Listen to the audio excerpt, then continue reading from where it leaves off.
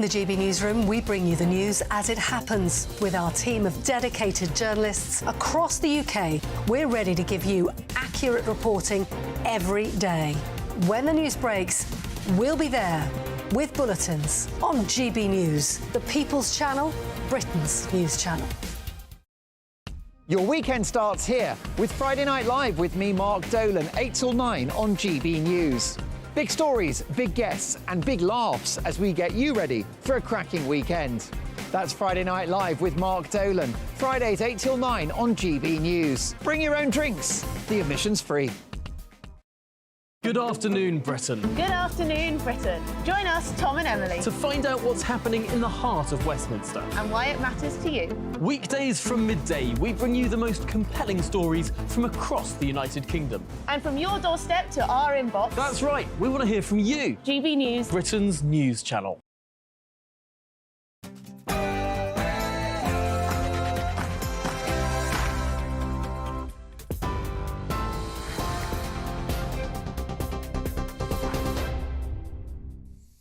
Hello, I'm Ray Addison in the GB Newsroom. Our top stories. The police watchdog has launched an investigation following a crash on the M25, which happened after a police pursuit. Officers from Hertfordshire Constabulary were following a van at around 4 a.m, but they were stood down before the collision. The van went on to hit 3 other vehicles and a woman was killed.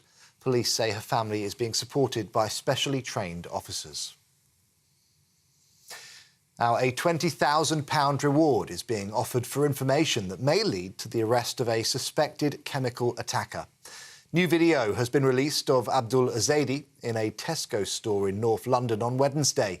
Police say his last known movements show that he left Tower Hill Tube Station in the East End just around 9:30 that evening.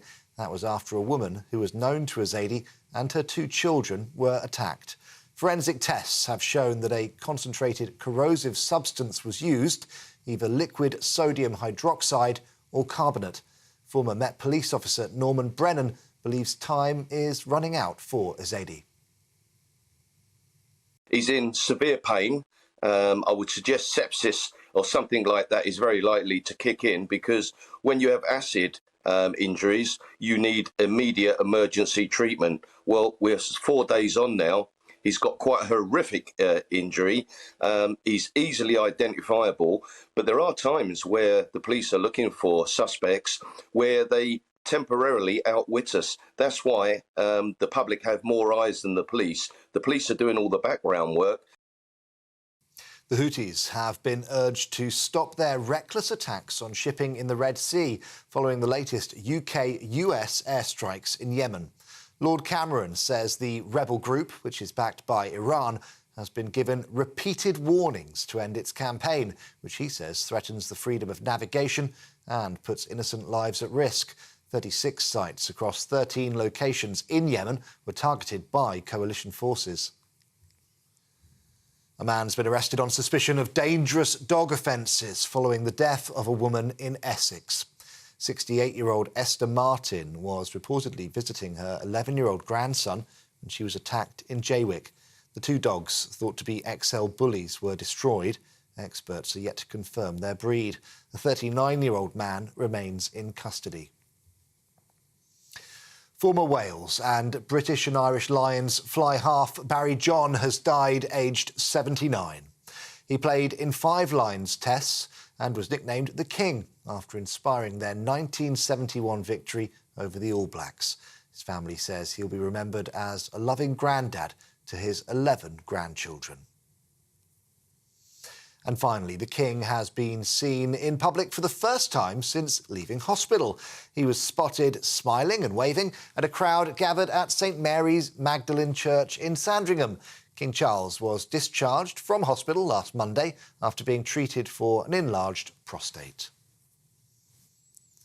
For the latest stories, sign up to GB News Alerts by scanning the QR code on your screen or go to gbnews.com/alerts. Now, time for the Camila Tominey Show.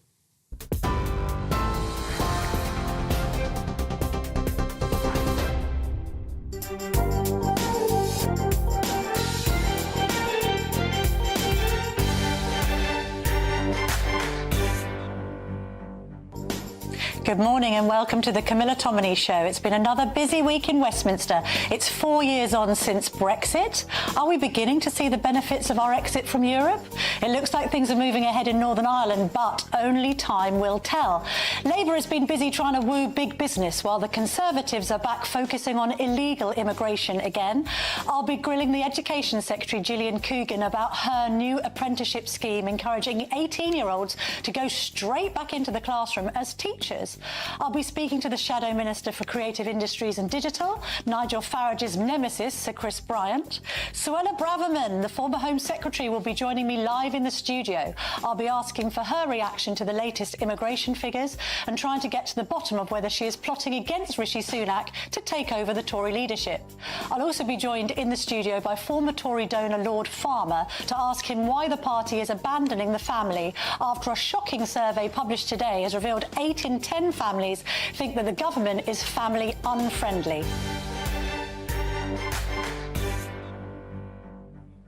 Well, let's get straight into the Sunday morning papers with Anna Mikhailova, the Deputy Political Editor and columnist on the Mail on Sunday. Anna, lovely to see you this morning.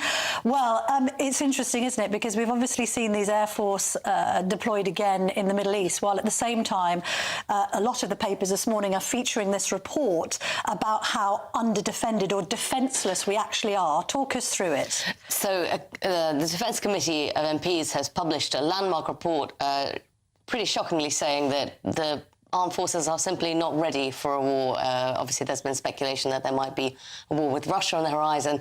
There's a lot going on in the Middle East. I mean, last night it was almost looking like we might get pulled into the American action against Iran. Yes. That did not happen. Instead, there were more bombings against the Houthis in Yemen. But it's just such a tinderbox situation there. And at the same time, back home, we've got this report saying that the armed forces are just not ready. One of the findings is that while there was extra funding promised in the last budget, about nearly £2 billion, all of that's done is gone into plug shortfalls. So it's not actually investing in the new capability that people say we actually need. And when we question Grant Shapps about this, I know you have and I have, you know, it's kind of like nothing to see here, everything's OK. But there are legitimate concerns among former army and other generals, aren't there, that we aren't quite ready. And then there's also concerns, I mean, perhaps it would be seen as too much of an escalation, but we're sending these aircraft out from about 3,000 miles away when we have got 2 aircraft carriers that could be sent to the Red Sea. Why do you think Shapps doesn't want to do that? Well, maybe it would be seen as a possible stepping up. I think there is a real concern that what is going on in the Middle East right now really has the risk of tipping over into wider war, and no one wants that. So I think that is probably why. With Grant Shapps and Rishi Sunak, it's important to point out that when they rather recently ran for the Conservative leadership, both pledged increasing spending on defence as a proportion of GDP. Of course, while in government, both are constrained by the actual state finances. But I think a conversation probably does need to be had in the context of the current geopolitical situation of actually probably funding more. Exactly. I think Ben Wallace wanted 3%. It's currently at 2.25, according to an interview I did with Shapps a couple of weeks ago. Let's move on to kind of a tripartite of interventions. We've got James Cleverly, the Home Secretary, in the Sun on Sunday, talking about the interference, really, of bishops with regard to not just the Rwanda bill, but also this recent chemical attack. We've also got Priti Patel and Suella Braverman, who's coming into the studio in just a moment to speak to me about this and other matters, also saying that churches shouldn't be getting involved in asylum claims. Do you agree with that, Anna? Well, the point about churches is obviously off the back of the horrific attack in Clapham, where it turns out, despite being twice rejected for asylum by the Home Office, the attacker was then granted was allowed to stay in the country by a tribunal based on some evidence, it appears, where a priest vouched for him and said he had converted to Christianity. So at the last minute, really. I mean, I can't quite understand this. One can understand that somebody could claim asylum on the back of being a Christian and fearing persecution in their own country. We know that there are a lot of cases of Christian persecution in the Middle East.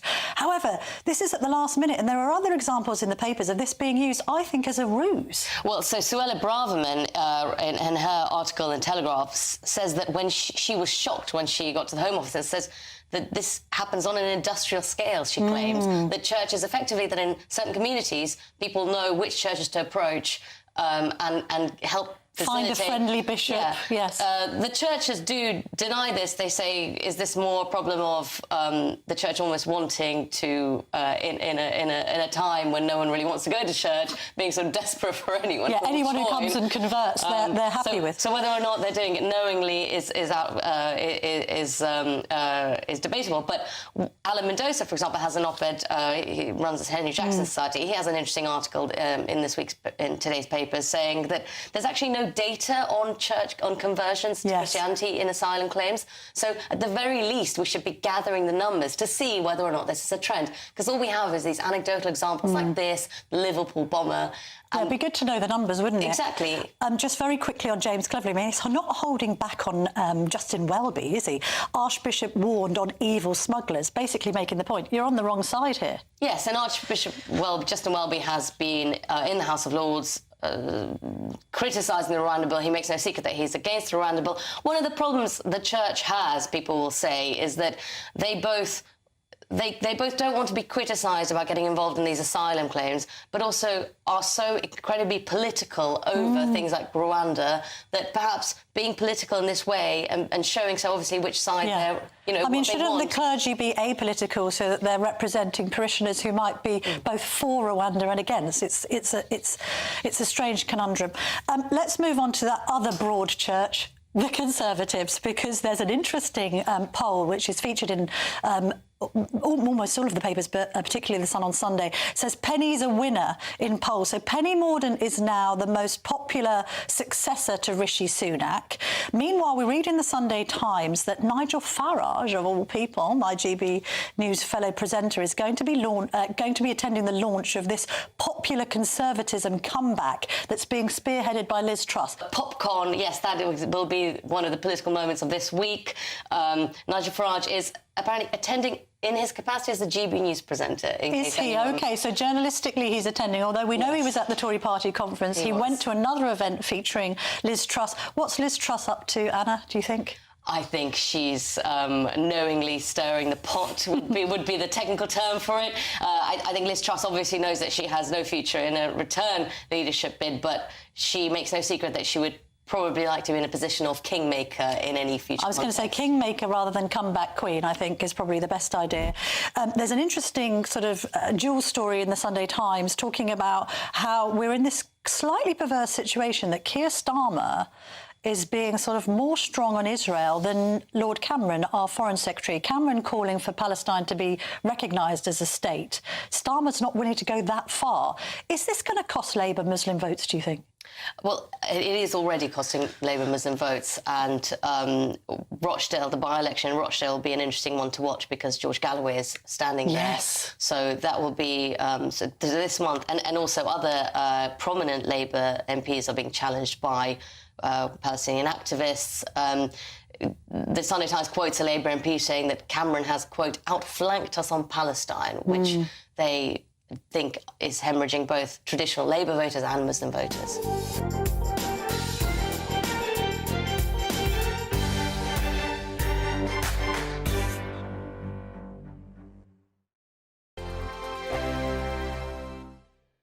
I'm Christopher Hope. And I'm Gloria Di Piero, bringing you PMQ's Live here on GB News. Every Wednesday, we'll bring you live coverage of Prime Minister's questions when Rishi Sunak and Sir Keir Starmer go head-to-head in the House of Commons. We'll be asking our viewers and listeners to submit the questions that they would like to put to the Prime Minister, and we'll put that to our panel of top politicians in our Westminster studio. That's PMQ's Live here on GB News, Britain's election channel. Good afternoon, Britain. Good afternoon, Britain. Join us, Tom and Emily, To find out what's happening in the heart of Westminster. and why it matters to you. Weekdays from midday, we bring you the most compelling stories from across the United Kingdom. And from your doorstep to our inbox, That's right, we want to hear from you, GB News. Britain's news channel. GB News, unlike other broadcasters, isn't obsessed with the London-Westminster bubble. We think there's a nation beyond the M25, and that's why we talk about the issues that matter across the land. Join me on State of the Nation, 8 to 9 o'clock, Monday to Thursday, on GB News. Daisy's listening, and you should too. In the GB Newsroom, we bring you the news as it happens. With our team of dedicated journalists across the UK, we're ready to give you accurate reporting every day. When the news breaks, we'll be there with bulletins on GB News, the People's Channel, Britain's news channel. Big news, big debates, big opinion. Patrick Christie's Tonight is the week's biggest show. Every weekday, 9 to 11 p.m, we've got the inside track on the day's top stories. There'll be sharp takes you won't get anywhere else. We will set the news agenda, not just follow it, and I want to bring you along for the ride. Whatever it is, we'll have our finger on the pulse. It's news, but it's this close to entertainment. Patrick Christie's Tonight, 9 to 11 p.m, only on GB News, the People's Channel, Britain's news channel. Your weekend starts here with Friday Night Live with me, Mark Dolan, 8 till 9 on GB News. Big stories, big guests and big laughs as we get you ready for a cracking weekend. That's Friday Night Live with Mark Dolan, Fridays 8 till 9 on GB News. Bring your own drinks, the admission's free. I'm Andrew Doyle. Join me at 7 o'clock every Sunday night for Free Speech Nation, the show where I tackle the week's biggest stories in politics and current affairs with the help of my two comedian panellists and a variety of special guests. Free Speech Nation, Sunday nights from 7 on GB News, the People's Channel, Britain's news channel. Wake up to the headlines with Headliners every morning at 5 a.m. We treat you to the day's biggest stories before anyone else, 7 days a week. You can catch up on everything you need to know before you've even had your kippers. Headliners every morning at 5 a.m, only on GB News, the People's Channel, Britain's news channel.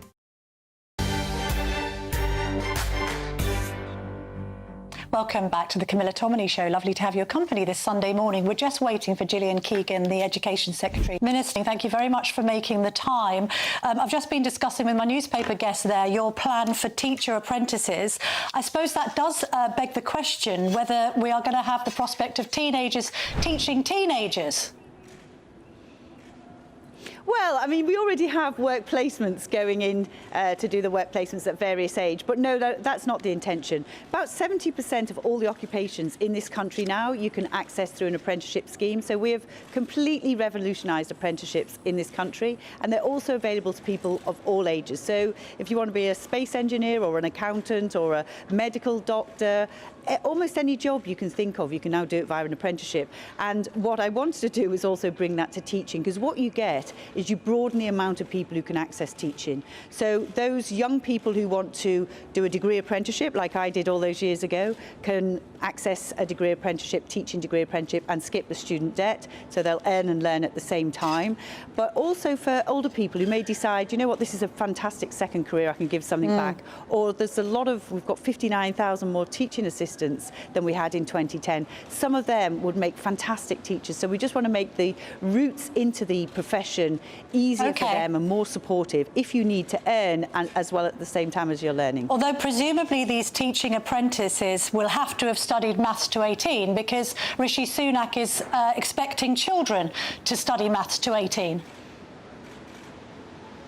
Well, they will be studying Maths to 18 in the future, but the teaching degree apprenticeship, which will start in September 2025 with people taking it, that has a lot of subject expertise. So we've worked with all the institutes, you know, with maths, with physics, with science, and all of the societies, the expert groups, to make sure that we have enough of the subject matter in there, because that's one of the things you need to do. Have the subject matter, but also have the pedagogy, have the ability to know how and what to learn in what stages. But they might not be what they've all been working on. But they might not be the mathematicians that Rishi Sunak is hoping for in the classroom. they'll be fantastic mathematicians and probably far better than you or I, and they will definitely be able to teach up to the right standard and beyond the standard as well. Okay. So yes, of course, you know, that's been one of the reasons we've had people working on this, to make sure that it has the right sort of subject knowledge, and we'll do the same for others, computer science, physics, particularly where there's shortage occupations, because it is very difficult to compete with computer science graduates when basically the whole of the world's trying to employ them. So we have seen that we have some shortages in some of the subjects, because you know, it is difficult to compete, and you could never, you know, even though we've got the starting salaries now, I'm really proud to say up to £30,000, you're never going to compete with some of these massive tech companies. Can I put a quick question to you from our People's panellist, who asked, why don't we teach personal finance in schools? Well, it is actually part of the, I mean, what's available in the curriculum for the RSHE. But one of the things we've been thinking about is, as we do go to Maths to 18, and we've been working with people to understand what that looks like in terms of curriculum, I think there's a real opportunity to do more on financial education. We do some of the basics, and we do use examples, actually, from the real world in many of the maths teaching. But I think that is a really good question for Maths to 18 as to what more we could do on financial education. Lots of children say that they would like to have more. Now, earlier on, I spoke with Shadow Minister for Creative Industries and Digital, Sir Chris Bryant MP for Rhondda. Here's what he had to say. Bryant joins me now. He's the Labour MP for Rhondda, who's Shadow Minister for Creative Industries and Digital. Lovely to see you this morning, Mr Bryant. Thank you very much for joining us. Let's talk about some of Labour's policies then. We understand that you are going to have a bomb-proof manifesto, but it's perhaps conspicuous by its absence what's not in it. The Green Prosperity Pledge is being watered down. There's now going to be no mention of this £28 billion. There's going to be no new national care service. You're not going to be scrapping the Lords, having promised that for decades. You're only going to get rid of 90-odd hereditary peers. I mean, is this evidence that Labour can't stick to its promises even when not in power? Camilla, I'm afraid you've been reading the newspapers and believing everything you read in them.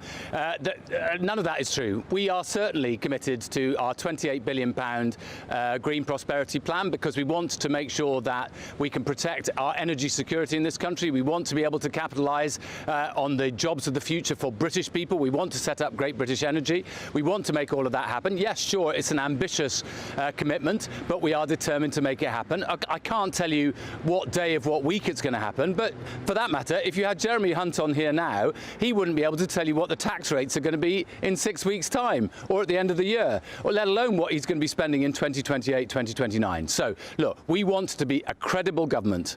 That means no more inventing 6 impossible things before breakfast, no more gimmicks, serious, credible, practicable policies. We haven't published our manifesto yet. We will publish it later on this year when the general election comes. But yes, of course, we're going to be reforming the House of Lords. There are lots of different stages that there will have to be to that. Of course we are. We don't believe that the way that the House of Lords is presently constituted is right. Why on earth is Michelle Mone a member of the House of Lords? How on earth have we ended up with more than 800 members of the House of Lords? Why on earth is it possible when the committee that says why not such scrap and such it a person completely is not then? a suitable person to go to the House of Lords, that the Prime Minister completely overrides it? Well, because I'm in favour of having a second chamber, and I think it should be a proper reflection of the whole of the United Kingdom, the nations and the regions, different parts of the country, rather than just very focused on London and the South East. It shouldn't just be a set of cronies appointed by Prime Ministers. You should have a proper process, and I would prefer to see it elected. But that is a massive piece of constitutional change which will take some time to deliver. OK, but isn't one of the problems for Starmer is that he can't really scrap the whole of the Lords, because then how would he do favours for his friends and supporters? How would we then have the prospect of a future Lord Brown or a future Lord Blair or a future Lord who might have been a trade union baron who supported Labour? That's the problem, isn't it, Mr Bryant? Good try, Camilla. I think you'll find that Tony Blair and Gordon Brown could have had a seat in the House of Lords many years ago if they'd ever wanted one. Look, the truth is, but honestly, that's not the plan. And wouldn't it be a good idea if we stopped any Prime Minister having a resignation honours list so that they can just bung their old mates who've done them favours over the years into the House of Lords, into the legislature for life? We want to bring about change. We know that our constitution is creaking at the edges, and we need to bring about change. Now, don't move a muscle, because in just a minute I'll be talking to the former Home Secretary, Suella Braverman. Could she be the future Tory leader? Stay tuned.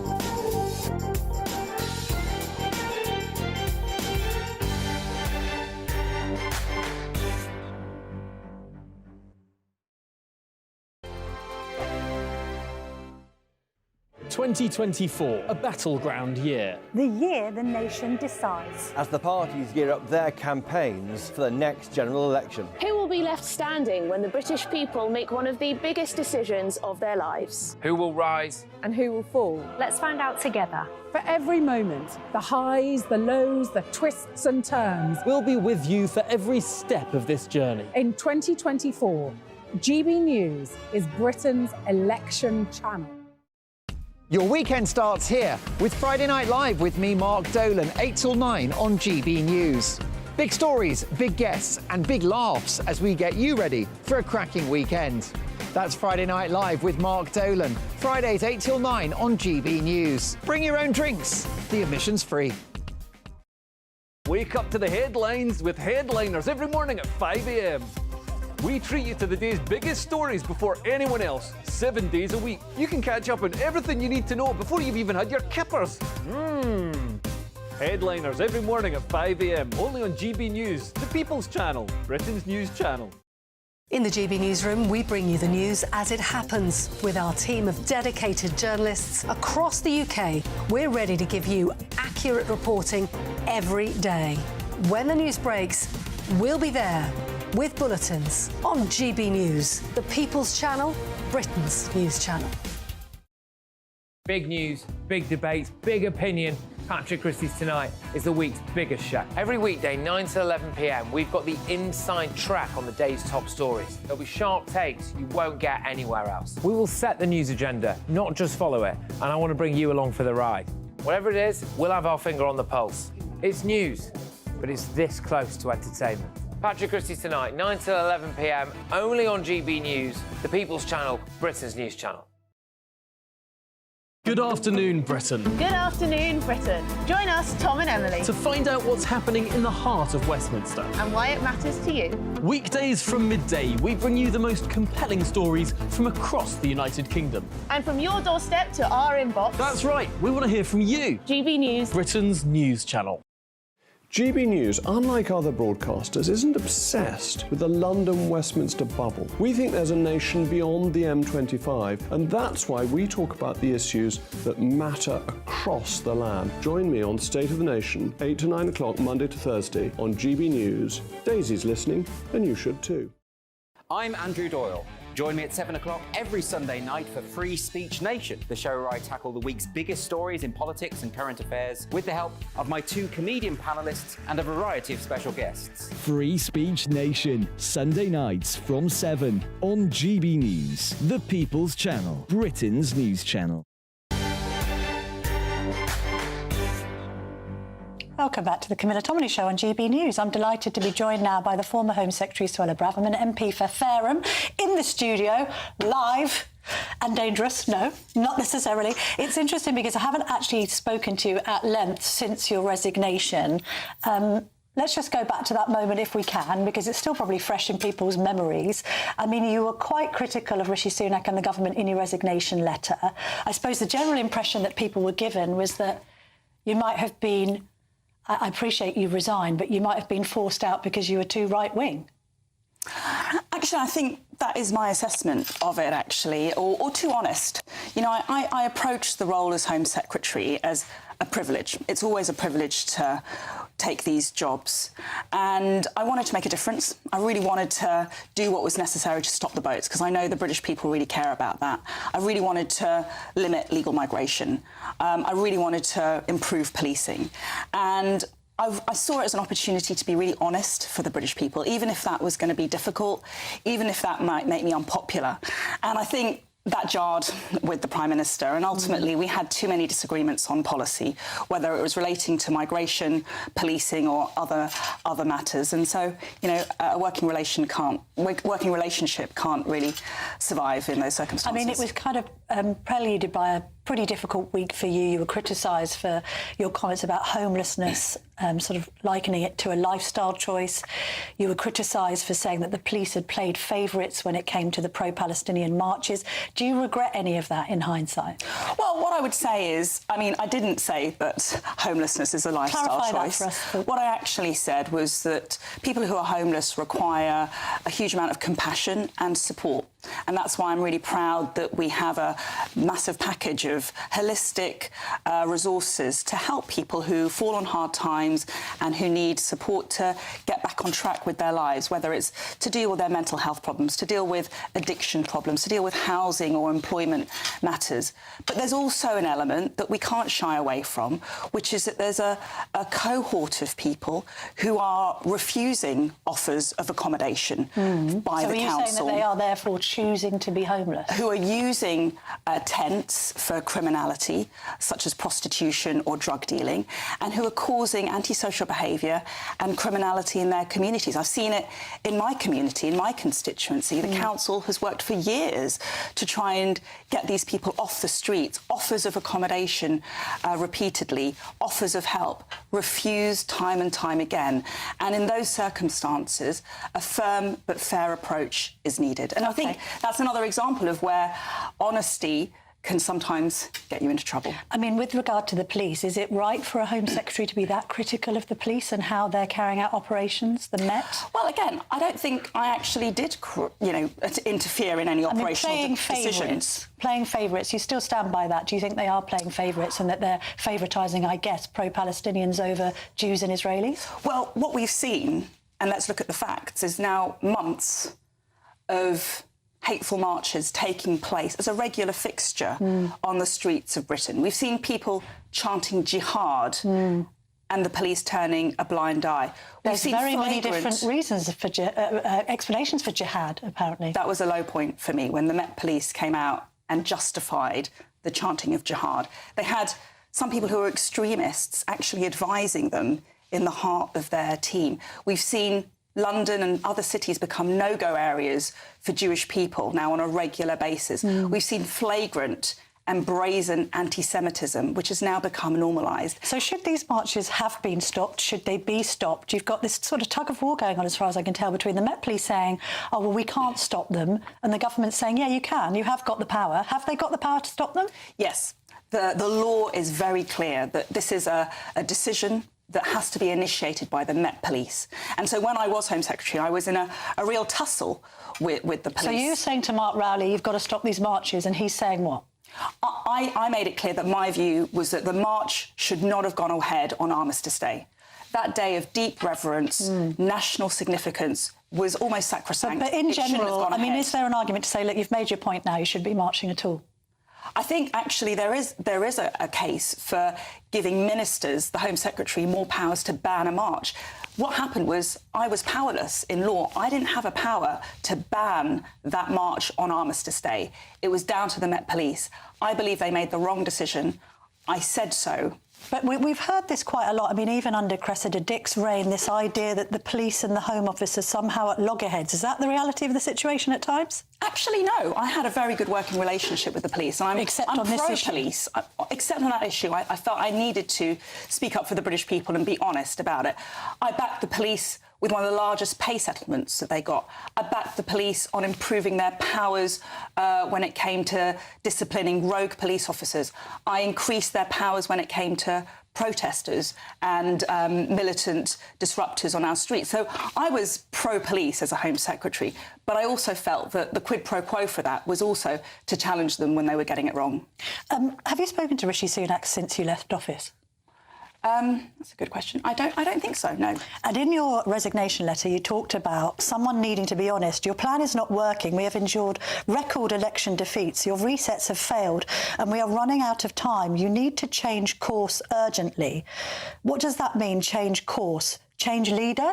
I mean, what did you make, for instance, because it was almost like your resignation letter was a forerunner for Simon Clarke's op-ed in The Telegraph last week calling for Sunak to step down and be replaced. Does he need to step down and be replaced? The Prime Minister's not going anywhere. Rishi Sunak's going to be leading us into the general election. But what I do believe strongly is that, and every poll that we see day after day is confirming it, is that we're heading to an almighty defeat. I'm very concerned about that. We are at this stage going to lose a lot of brilliant Tory MPs, and I'm very worried about that. I believe the Prime Minister does need to change course. I believe he needs to... And do what, though, exactly? So, for example, on the Rwanda bill, I believe that he needed to introduce a law that would actually work, that would actually do what was necessary. Might be difficult or controversial, but necessary to block off the claims from people that prevent us from deporting them, deal with the European Court of Strasbourg and human rights, which has stopped us from sending flights to Rwanda. Unfortunately, and we tried strenuously to improve the bill, the Prime Minister refused our attempts. Why do you think that he refused your attempts?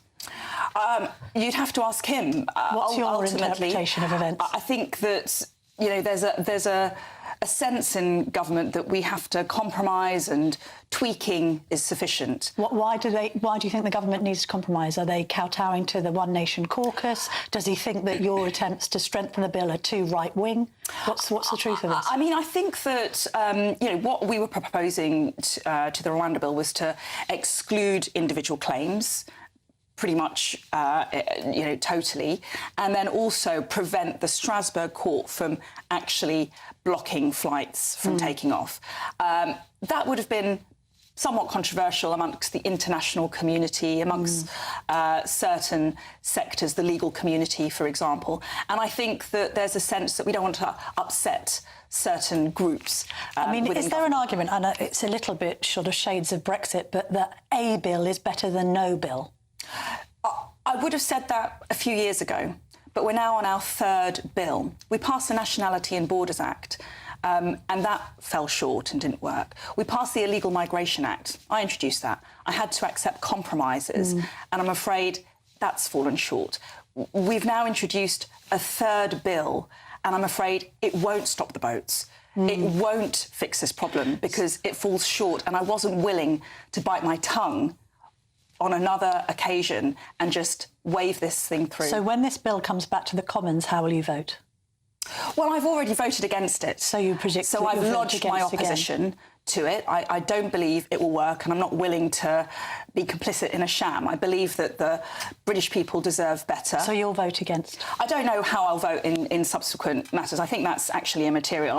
I've taken the very difficult decision to vote against it at third reading. I think that's a very strong sign of my concerns about the bill. And I think, you know, it's going to go through ultimately, and, you know, time will tell whether it's going to be a success or not. When Sir Simon Clarke went over the top, so to speak, were you cheering him on or having grave reservations about what he did?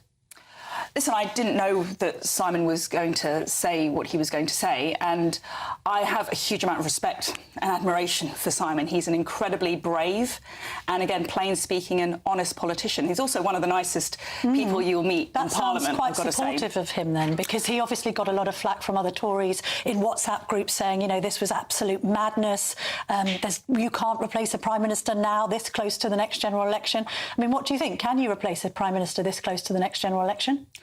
As I said, I think that's a pointless question. That's not going to happen. No, I'd like an answer to it, though. Rishi Sunak's going to be our Prime Minister into the next general election. OK. But what I do admire about Simon was his courage to speak out about a lot of the anxieties that many Tory MPs are feeling privately, many of our members feel, many of our supporters feel, which is a real anxiety about the state of the polls. We've got an open goal when it comes to fighting Labour. We're up against Keir Starmer, a man who has absolutely no principles whatsoever, who changes his mind on policy matters more than he changes his socks, who has no charisma, who would undo Brexit, who would open our borders to millions of migrants from the EU, and we're 20 points behind him. Well, what That's do you put that down to? inexcusable. Because you've talked about Rishi Sunak's distinctive style of government, but equally perhaps you think that the Conservatives need to take the gloves off and take the fight to Labour more and be more aggressive. Absolutely. I really feel that we should, on migration, for example, have chosen the tough, hard-headed and necessary measures on the Rwanda bill and actually force Labour to oppose our measures. I think on legal migration, again, the Prime Minister has resisted my attempts. For a year, I pleaded with him. We need a cap. So are you saying that if the Rwanda bill comes back, not least if it's been amended in the Lords and all the rest of it, it hasn't been strengthened as you and Robert Jenrick and other colleagues had advised, you're saying that the boats won't stop and that we will continue to have a situation where foreign judges can sort of overturn domestic legislation? I'm afraid that is my diagnosis after having served as Home Secretary, Attorney General, and also worked in the field of immigration law for a decade as a barrister. This bill, it may get a token flight off here and there, but in order to actually deliver a deterrent effect, we need a large number of flights taking off regularly with a high number of passengers. But then this isn't helpful, is it, to, as you say, a Prime Minister who's tanking in the polls? We saw from a Ipsos Mori survey in the week that only 20% of voters are satisfied with him compared to the 31% that were satisfied with John Major before 1997, and we know how that turned out. But then campaign director Isaac Levidow has said, I think probably quite wisely to Tory MPs, it's a case of unite or die. So you have to unite, don't you? And yet we hear, you know, your caucus of MPs on the right and others are constantly agitating. Perhaps you could argue that you're the wreckers here. You're the ones making it difficult for Rishi Sunak. Listen, I think genuine disagreements on policy and expressing those disagreements is what a politician's job is. That's not infighting or disunity. I can't slavishly support something I fundamentally disagree with. Yeah. The British people deserve more than that. They deserve honest politicians. And I tried as Home Secretary, and I'll continue being honest for the British people, telling them where things are going wrong, urging the government to change course, because I want this Conservative government to win. I want us to beat Keir Starmer, and I want us to deliver for the British people on migration, on policing, on extremism, on public safety. What's the price of honesty, though? Because we've seen in the week Mike Freer having to stand down as the MP for Golders Green. He said he'd received death threats. I know you have a huge amount of abuse on social media. What's the current situation as far as you're concerned? Have you got more abuse since you stepped down? What's life like? Do you receive death threats? Personally, I would say that on Mike Freer, I think it's a damning indictment on our society that one of the most upstanding and honourable members of our government and parliament has been hounded out of office because of Islamism and extremism, anti-Semitism and homophobia. But have you been on the receiving end of similar threats? Of course. And yes. still now? I mean, more than ever? Or? Yes, on a daily basis. And how do you cope with that? Listen, I am... unfortunately, it is the bread and butter of life in the public eye. But do you have to have protection now? Because I know you leave office and you don't necessarily have protection. Have you had to retain some? I have, yes. Did you expect to have to do that? No. Usually Home Secretaries lose their personal protection when they leave office, but I have been assessed, and I'm very grateful to the parliamentary authorities who have afforded me ongoing protection. Let's just talk about this case involving this chemical attack in Clapham. I suppose the first question on people's lips is, how do we have a situation where somebody is convicted of a crime, in this case a sex crime, and is still allowed to seek asylum in this country? Would you like to see, I know the current rule is that if you're found guilty of something and you're put in prison for a year or more, your asylum claim can be reversed and indeed you can be deported. But shouldn't we just have a blanket rule that if you're found guilty of any crime above a fixed penalty notice, you're out, you're sent home? I agree, actually, and I think that this case illustrates major failings, and we need to wait for the review to confirm exactly what's gone wrong. But I think there are two elements here. There's the fact that we had a convicted sex offender who was allowed to stay in the country. We need to overhaul the rules relating to that. And secondly, I think the Church has many questions to answer about the role that they've played. I mean, presumably this explosion in people at the last minute seemingly converting to Christianity did happen while you were Home Secretary, as well as in recent times. It's not just this case, but we've read of another couple in the papers this morning. What's going on here? Should people be allowed to claim Christianity as a reason for staying in the UK? Well, I should say this person was granted asylum before I was Home Secretary.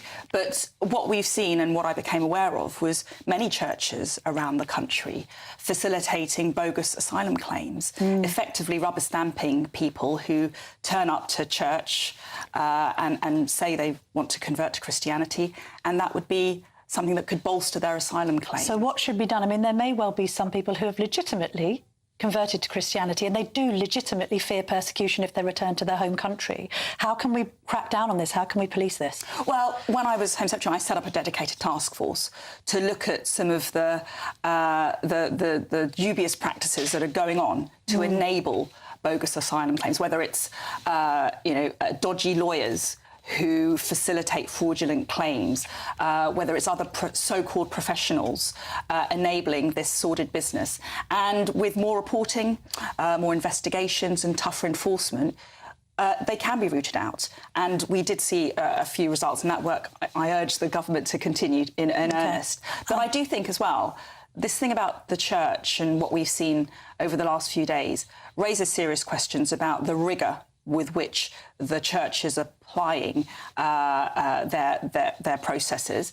It's also a gross insult to those genuine Christians who are devout and take their faith seriously when they see people traipse through the Church getting their certificate of verification or their letter from the priest only to disappear and get asylum granted. I think it's a very, very sad state of affairs. I know you've also been critical of people like Archbishop of Canterbury, Justin Welby, sort of intervening on the Rwanda bill. Just in a one-word answer, should the clergy be intervening when it comes to political matters like Rwanda? Listen, everyone can express themselves, but I do think that in some of these very important debates where issues like national security, public safety, border control are raised, that should well be commenting, yes or no? A bit more deference to government and executive decision-making is expected. Let's just end on your own leadership hopes, if you still have them. There's a More in Common poll out today suggesting that Penny Mordaunt is the favourite to replace Rishi Sunak if or when the time comes. It says here, in a blow to Suella Braverman, a poll found that she is highly polarising. While 25% of 2019 Tory voters said she would make a good leader, beating Kemi Badenoch by 1 point, 53% said she would make a bad leader. Do these sorts of polls affect your sort of future hopes of one day leading the Tory party? Goodness, listen, I served as Home Secretary. I'm grateful for that opportunity. I'm here really to champion Conservative values. But does that mean at the helm one day? Well, I'm not going to make any comment on what might happen in the future. But you're not ruling it out, I can tell. Listen, there's no leadership election. What we do face is a general election. At the moment, we're heading for an almighty defeat.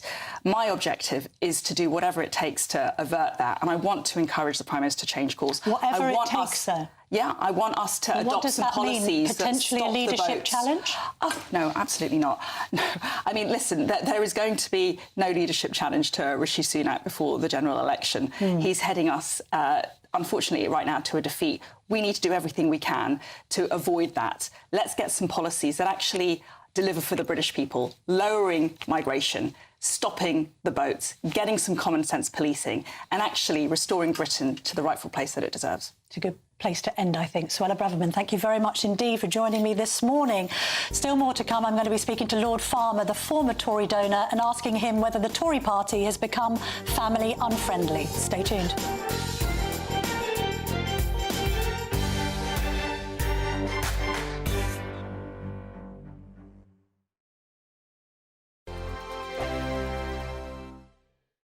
Good afternoon, Britain. Good afternoon, Britain. Join us, Tom and Emily, To find out what's happening in the heart of Westminster. and why it matters to you. Weekdays from midday, we bring you the most compelling stories from across the United Kingdom. And from your doorstep to our inbox. That's right, we want to hear from you. GB News, Britain's news channel. Every Sunday from 11, join Michael Portillo. There will be topical discussion, looking at the week before and the week to come. So kick back and relax at 11 a.m. on Sundays on GB News with me, Michael Portillo. GB News, the People's Channel, Britain's news channel. Your weekend starts here with Friday Night Live with me, Mark Dolan, 8 till 9 on GB News. Big stories, big guests and big laughs as we get you ready for a cracking weekend. That's Friday Night Live with Mark Dolan. Fridays 8 till 9 on GB News. Bring your own drinks. The admission's free. Big news, big debates, big opinion. Patrick Christie's Tonight is the week's biggest show. Every weekday, 9 to 11 p.m, we've got the inside track on the day's top stories. There'll be sharp takes you won't get anywhere else. We will set the news agenda, not just follow it, and I want to bring you along for the ride.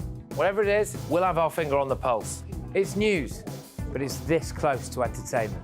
Patrick Christie's Tonight, 9 to 11 p.m, only on GB News, the People's Channel, Britain's news channel. Join us every night on GB News at 11 p.m. for Headliners, which is 3 top comedians going through the next day's news stories, which is exactly what you need, because when the establishment has gone crazy, you need some craziness to make sense of it. Headliners. You don't have to bother reading the newspaper. We've got it covered for you. Every night at 11 p.m. and repeated every morning at 5 a.m. We won't send you to sleep like some of the other paper review shows out there. So join us 11 p.m. every night on GB News, the People's Channel, Britain's news channel. Tired of the usual focus-tested, pre-prepared Westminster runaround? Well, so am I. So you want higher taxes? Is your department to blame for this? Are you rethinking this policy? Every Sunday at 9:30, I'll be sitting down with those in power to get the truth about the issues affecting you. Let's be honest, we've known about the cost pressures of this project for years, not months. That's the Camila Tominey Show, a politics show with personality. On GB News, the People's Channel, Britain's news channel. I think the most exciting bit for me is talking to people. People who I think are ignored often by the major news channels. We're going to give news they want to hear. There's a voice there that needs to be heard. I think there's a chance here for a diversity of opinion to be expressed, which you don't find elsewhere. It's really exciting. We don't hold back. We're free to say how decisions that are taken here Affects us all around the country. Only on GB News, the People's Channel, Britain's news channel. Joining me now is former Defence Secretary and my fellow GB News host, Michael Portillo. Michael, what's your take on Suella Braverman's comments earlier on the show? I'll be intrigued to know. Good morning, Camilla. Well, more than anything that she said, I was struck by her manner. She is a conviction politician. She is someone who states clearly what she believes. She is very brave. The subject of the need for bravery amongst politicians is very much in the air at the moment, as we are seeing people being harassed out of public life. And Suella Braverman is a sticker. It's quite interesting to contrast her, I think, with Rishi Sunak or Jeremy Hunt. I mean, she just feels like a different sort of politician altogether. And following the election defeat, which I'm sure is what's going to happen, it will depend on what is the composition of the Parliamentary Conservative Party as to whether they go for a conviction politician like Suella Braverman or not. They also have Kemi Badenoch and Penny Mordaunt to choose from, who I think are also women and conviction politicians. So that is a very interesting choice. But of course, if the result of the defeat is that they go down to 160 members of Parliament, and many of those are in the middle of the party, then maybe none of those women will be the choice after all. And thank you very much, Michael. Conservative peer and former Conservative Party Treasurer Lord Farmer joins me in just a moment. Now, I'm really interested, actually, just to contextualise what your point is on the Tories and family. Just, if you don't mind me asking about your family, because you had, a bit like me, I grew up with an alcoholic mother. I know that both of your parents were alcoholics, and I would imagine that when it comes to you calling now for family-friendly tax policies, particularly in the Tory party, that must have been born out of your experience having quite a difficult childhood. Well, I would say definitely. Yeah, my father died when I was 4 of apparently a fall when he was drunk, and I think there may be some story at the back of that which I'm not aware of. But my sister and I grew up. We went from reasonably well off to bankruptcy to what happens to poverty, neglect and shame. Shame's a big thing. And my mother was alcoholic. She struggled. She wasn't healthy, and she actually did rather well. It was when I was about 15 that instead of being frightened of her, in a way, and living in a background of chaos, I was actually at a state boarding school, in a grammar school, which had stability, whereas my sister didn't.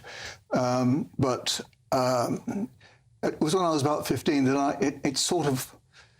I had a little contretemps with her. We were watching TV and she was drunk and she was calling me four-letter words and things, but I suddenly felt sorry for her. And at that point, the relationship changed and I realised that the problems that were there, that were facing us all. And I think that sort of coloured my view ever since, that she needed help and she needed some sensible care and strength behind her. I know you're a Rishi Sunak supporter. I mean, what do you make of the current state of things? His polling is terrible. Yeah. His approval rating is worse, I think, than Johnson's during Partygate. Yeah. He's never been seen as more competent, would you believe, than Liz Truss. But the party should stick with him, should they, Lord Farmer? Well, I think we have to. And, I know Rishi, he works very hard. He's very detailed. I think he's done quite a lot of good things. He hasn't maybe got out there and taken it to Labour.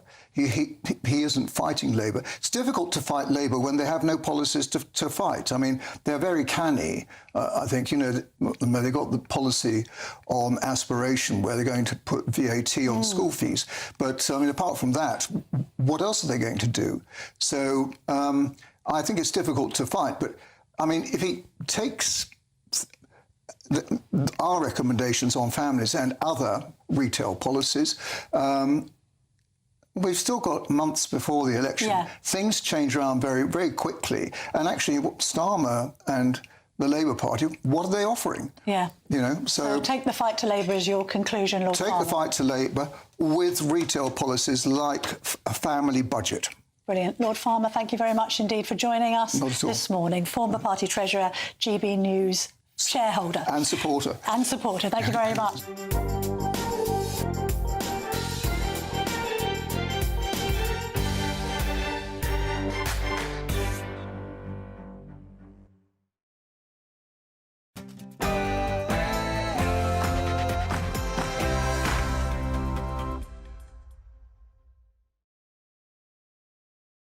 A brighter outlook with Box Solar, sponsors of weather on GB News.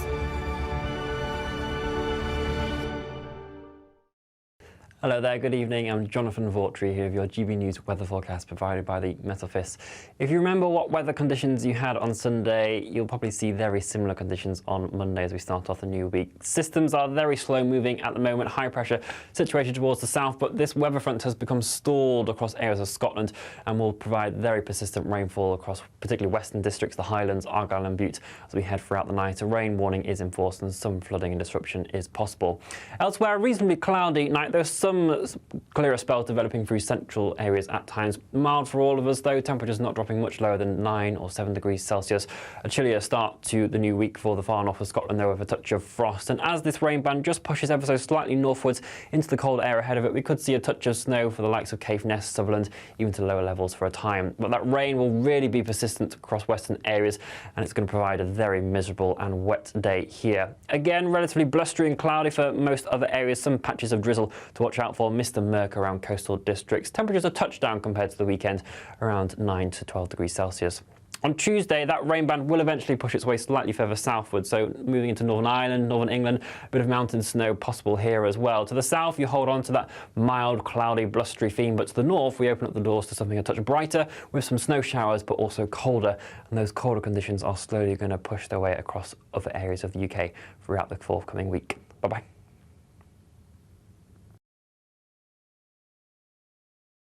That warm feeling inside from Boxed Boilers, sponsors of